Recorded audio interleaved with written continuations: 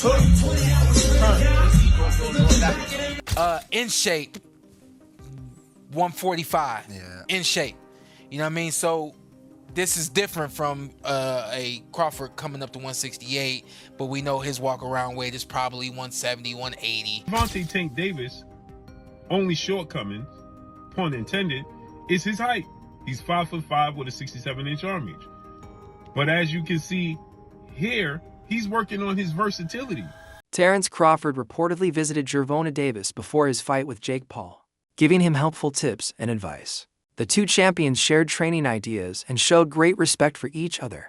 Crawford praised Davis for his amazing skill and hard work, saying he fully supports him. He even said that if Davis ever wanted to fight him one day, he would be open to it. Not out of rivalry, but out of love for the sport of boxing. Gervonta Davis speaking about you. Is that ever a possible fight? Yeah, if he want to dare to be great, he can be like all the other fighters that's moving up 2 weight classes and, daring to be great. You would fight him. Man, tell him to come up there. He got to come to win 54. He said I got a glass chin, so tell him to come and touch it. Wow, man. Gervonta said you got a glass. He said I got a glass chin. Tell him to come and touch it. At 147? At 147. I'll make 147 for him. Ooh, see, oh, man. You're going to have a pre-camp. Then what the people going to say? Oh, he's beating up on little guys. I don't know. Gervonta Davis seems to be learning from Terence Crawford, one of the most skilled boxers in the world. Crawford's training for Canelo Alvarez stood out for his stance changes, balance, and rhythm. Now, Davis looks to be doing something similar. His new training videos show him working on footwork, switching angles, and even changing stances during combinations, something rare for him. Experts believe he's learning not just from Crawford, but also from Jaron Boots Ennis, who fights smoothly from both stances. This change suggests Davis plans to surprise everyone when he faces Jake Paul. Right. This is scary. Gervonta Tank Davis is working on his versatility. We already know he has that ultimate equalizer, that special God-gifted one-punch knockout power. But he also can box. Gervonta Tank Davis, he's very durable, has a chin, never seen him visibly hurt. Gervonta Tank Davis also has great footwork and foot placement. And here you see Gervonta Tank Davis' only shortcomings, pun intended, is his height. He's 5'5" with a 67-inch arm reach. But as you can see here, he's working on his versatility. He's now working on fighting orthodox. He's naturally a southpaw. Now he's working on fighting orthodox. Great switch hitters, no diddy, in the sport of boxing. A boxing commentator said that the fight between Tank and Jake must stay exciting. Many people expect it to look like light sparring, with both going easy to avoid embarrassment. But if that happens, it could ruin both of their careers.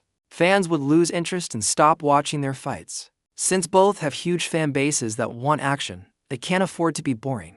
The fight must bring real energy and intensity, because if it turns slow or safe, the hype around it will disappear fast. Career ending. It could be career ending. Jake Paul can end his whole shit. That's the black. Tank can end Jake Paul's whole shit. And if that fight is meh, and it's just a sparring session that's tit for tat, their shit's over. Because people are going to be pissed that it's exactly what they expected it to be. They can't do that. If they do, their career's ruined. Jake Paul career's ruined, and Tank. If they make it meh and just touch, both their brands suck. That's the black two sugars. You mess around in that bell ring, and you see little Tank, and you see big Jake, and he's throwing a jab, and little Tank making a miss, and bam! And y'all gonna be like, whoa! Say I'm lying. Y'all, you know what? Yes, say I'm lying. Please say I'm lying. But y'all gonna be right there, cheering, because you ain't never seen nothing that damn bizarre. Even De La Hoya versus Shaq had headgear, and Shaq ain't a boxer. That right there, fireworks. Because you're going to be holding your breath, especially Tank fans, I'm gonna be like, don't hit Tank. You're gonna see Tank little ass legs. He's gonna come and big ass Jake big legs and big ass head. Wham, wham. Watch.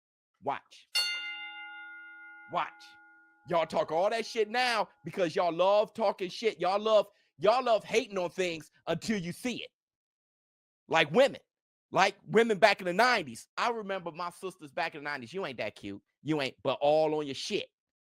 That's what y'all do. Y'all talk shit, but y'all the first ones there. Keith Thurman spoke honestly about Gervonta Davis and his haters. He said the same people who criticize Davis are also the ones who never miss his fights. They say his performances aren't good enough, but still keep watching. Thurman believes this shows that fans help Tank's career even while trying to bring him down. Their constant attention, even negative, makes his name even bigger. Every time they complain, they end up giving him more fame and keeping him in the spotlight. If you're really not happy with Tank, first off, don't watch Tank. Don't do it. You know what I'm saying? You support it, then what you doing? You can't not support and support at the same time, right? So if you're a boxing purist, then this fight with Roach is really more for you. It's going to be more up your alley, you know?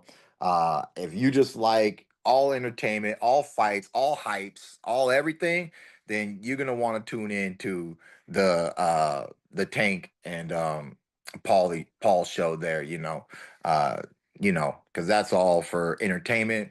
What is it? For entertainment purposes only, right? It's just say like somewhere in the small print of the promotion. For entertainment, don't do this at home, kids. You know, so fine. Disclaimer. Yeah, disclaimer. For entertainment purposes only, you know. So it's money-making purposes only, you know. It is what it is, people. When Claressa Shields said that the only fight that makes sense for Tank is against Shocker Stevenson, he didn't like it. Tank responded firmly, saying no one can tell him what to do. His message was simple: fans should be fans, not managers. His reaction came from frustration. After his draw with Lamont Roach, many fans turned against him online, calling him overrated. That clearly hurt him. Now, he's done trying to please others. He fights on his own terms, not to get approval or follow anyone's plan. And says that, you know, pretty much the only people that can beat him is Shakur Stevenson. And I don't know who else he said. She thought that at a point in time that Devin Haney could beat him, but now she doesn't believe that. But so really the only fight that there is for Gervonta Davis is Shakur. What a mighty, mighty convenient argument. And Gervonta Davis responded. And basically his response was, come on, girl, stop talking about me so much because you're making me feel like I'm special. Right? So he pretty much just, you know, kind of blows it off. But I really think that there's something much deeper going on here. And it is that this, and I said it again, I said it in another video, I'll say it in this one, the Bud Buddies. The Bud Buddies are a crew of boxers that all hang around and worship Terence Bud Crawford. And the main two members of it, besides the people that are actually in Terence Crawford's camp, as fighters are Shakur Stevenson and Claressa Shields, without a doubt. Claressa Shields is a huge backer of Terence and a huge backer of Shakur Stevenson. At the end of the day, the only thing she really cares about is what's in the best interest of Shakur Stevenson. And anything and everything she say is angled that way to get Gervonta Davis to do something that Shakur Stevenson wants him to do, which is really do all the hard work and then be there for Shakur Stevenson to become a star at the end of it.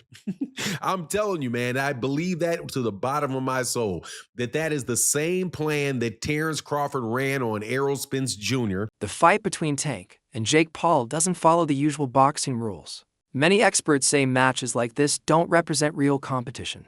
They sit between sport and show. What makes it strange is that both fighters are still in their prime years. Exhibition fights usually happen when boxers are retired or past their peak, like Mayweather's recent shows. But both Tank and Jake are active and still building their careers.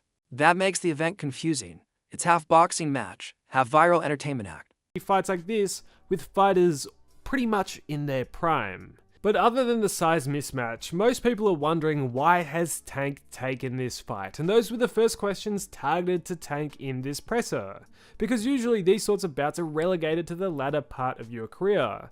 And for most Gervonta Davis supporters, They thought they would get the big fights next, the Shakurs. They didn't think he would be fighting Jake Paul. Although Tank tried to push it off as fans should just be happy watching the sport and hey, haters will be haters, I think that's quite unfair to the people who have been loyal supporters of him and honestly have paid his bills. He tried to compare the level of criticism he gets to the likes of Mayweather, but the difference is with his mentor Floyd, he really did fight a lot of champs in their prime. Has Tank? Well, not really. The most notable fight he's recently had that the people actually wanted was the Ryan Garcia fight, and the only reason he took that fight was because everything was on his terms. And other than the Ryan fight over the last couple years, it's either been people who aren't in his weight division, which he's pulling up, or fighters ranked in the lower half of the top 10 lightweight list. The fights people have truly wanted to see just have never materialized, and simply that's why people criticize him. If the likes of Crawford never fought Spence or Usyk never fought Fury or Joshua, they would have caught the same level of flack. The reason why fighters like them are applauded is because generally they take on whatever challenge is in front of them. Tank instead, his whole career has bobbed and weaved around the most significant challenges that the people actually want to see unless he has everything his way. Another reason fans are worried is the huge weight gap. Jake Paul walks around close to cruiserweight, while Tank usually fights between lightweight and super lightweight. That's about 60 to 70 pounds apart, something boxing rules are meant to prevent. Weight classes exist to keep fights safe and fair. If mismatched fights like this become common, weight divisions will lose their purpose. Even if it's just an exhibition, the physical difference could make the fight risky or completely unfair. Assuming there's no rehydration clause, which I don't believe there is, he'll probably weigh around 215 pounds in the ring. That means there's a sort of a 60 to 70 pound difference between the two men in the ring on fight night, which is absolutely enormous. There are weight classes for a reason in boxing, and this is the sort of thing that is typically not allowed or permitted. And like I said in my intro, it goes to the heart of that key question in boxing, which is how big is too big? It's the reason that the pound for pound list exists, where we kind of imagine if everybody was the same size, who's the best, who's number one? And it's a debate that rages on and on and on. And so when I see a fight like this, I think the hardcore boxing fans, generally speaking, have felt frustrated by it. Yes, because we want Gervonta Davis as part of the actual sport, competing for world titles against the other elite guys in his weight class. But also because if he gets knocked out and loses to Jake Paul, it creates this illusion that Jake Paul's much better than he actually is. And so I guess the question for me is, can Gervonta Davis beat Jake Paul, or will Jake Paul simply be too massive? Can Jake Paul use his size, or will Gervonta Davis simply be too skilled? What's the answer here? And in trying to answer this, I looked to history. And there's one fight that immediately popped out of my mind, and I thought, I wonder what the size difference was there. In fact, it may even be more significant. And it was, and the small guy won. Some of you might be thinking about it right now. It's when David Haye took on the monster, the absolutely ginormous human being, Nikolai Valuev. I think it took place around 2009. So at the time, I was literally a teenager. I didn't have a clue what I was looking at, and I'd fully bought into this David versus Goliath story. But I think it's an excellent example here to draw comparisons between the Gervonta Davis-Jake Paul fight to try and understand whether or not this is a good template and blueprint to try and predict and understand what the size difference might look like in the ring. Now, David Haye was 6'3" and was 217 pounds for the Valuev fight, whereas Valuev was 7 foot tall and weighed 316 pounds. The result of Jake Paul versus Tank Davis isn't only about strength or skill.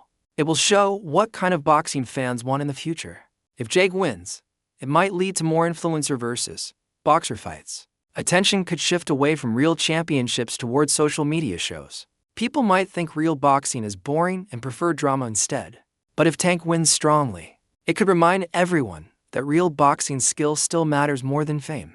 Many fans secretly want to see what happens.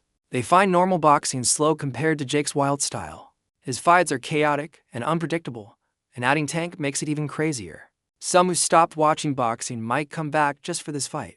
They care less about who wins and more about the entertainment. As strange as it seems, this fight shows what modern fans want: chaos, surprise, and controversy. The purists hate it, the algorithm loves it, and both will watch. It's not just who wins, it's what wins. Will the entertainment value or the ring IQ come out on top? Because if Tank dominates, the meme dies. Jake Paul survives or hits it big, we see new rules are going to be written in real time. Me, you, maybe everyone at some point has been that bigger guy thinking that I'll just bully him. Jab, slip, liver shot, sat me down real nicely. Size helped until it didn't. All I'm saying is, let's not dismiss something because it looks weird. Many fights get decided by the details. Feet before fists, timing before muscle, discipline before clout. Look, Tank wins if he stays Tank. He's built on patience, traps, explosive counters. That's hell for a tall guy who gets eager. Jake's long jab is the gate, but Tank's head movement is the key. Once he times it, the door's getting open and the furniture is going to get rearranged. Think locksmith versus padlock. Big padlock looks scary until the right tool clicks once. Jake throws that overhand like he's bowling with the shoulder. Effective, but you don't see it. Promoter Eddie Hearn gave one of the toughest opinions on this fight. He said, "Boxing and entertainment are two different things, and mixing them hurts the sport." According to him, Tank versus Jake isn't real competition. It's a business show made for attention and profit, not for legacy or titles. Hearn called it dangerous because once fans accept these fights, real boxing could lose its meaning. His words carry weight since he's seen how fast entertainment fights can take over serious boxing events. Always said that there was a chance that Jake would fight in November. I think, wasn't I the one that broke Jake Paul against Gervonta Davis 6 months ago or something? I know that I knew that they'd agree that deal. I didn't know they were about to announce it then, but I did know that they'd agreed that deal previously. So I don't like it, if I'm honest. I mean, I think we need to really differentiate between boxing and an entertainment concept, and that's what that is. It's a freak show. It's entertainment. It's a lightweight fighting a cruiserweight. You know, with, I don't know, is it bigger gloves and certain minutes per round? I don't know what it is, but, you know, I understand the market and I understand this freak show shock kind of the world mentality of people potentially tuning in. Is that a step too far? Maybe. I mean, I hated Jake Paul against Mike Tyson, but it did massive numbers. I hate Jake Paul against Gervonta Davis. It'll probably do massive numbers. So that's when you really have to differentiate yourself between, just because you don't like it doesn't mean it isn't going to do good business. Former champion Sean Porter shared his honest thoughts about Jake Paul's boxing career. He said most fighters accept Jake's fights for the big payday, not out of respect. The money is good, but Jake still hasn't earned true respect from real boxers. People admire his business sense more than his skill. Jake's team is great at promotion, but real respect in boxing comes from beating top fighters. Something money can't buy. This fight shows how boxing is turning into a business-first sport.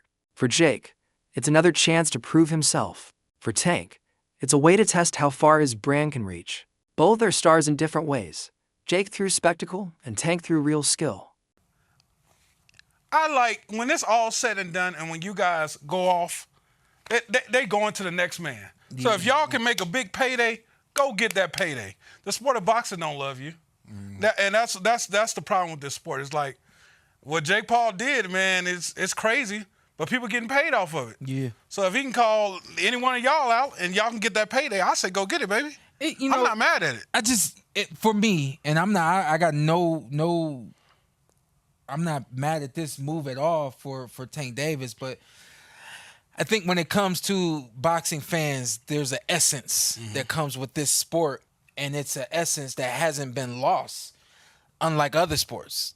For an example, with football, we come from the hitting days. Yeah. Can't hit nowadays. You know what I mean? So boxing hasn't lost its essence. You know, they're trying to make it safer and, you know, all those sorts of things. But there's still this pureness to boxing that really doesn't exist in sports anymore. But it's still there with boxing. I think that's why people have such a problem with this kind of move from Tank Davis. Is it more the heart? How do you guys feel being boxers? Man, like once you hear the numbers, I'm like, they're talking, like, I don't know the official one. They're talking about like 100 mil. Oh, damn. Like, they're talking about these insane numbers. Like, I'm gonna be like, don't take that. I'm not gonna tell another man not to take that type of check, especially for something like that. It's not on your official record. It's an exhibition. I'm not gonna lie here and act like I'm not gonna say yes to 100 million or something like that.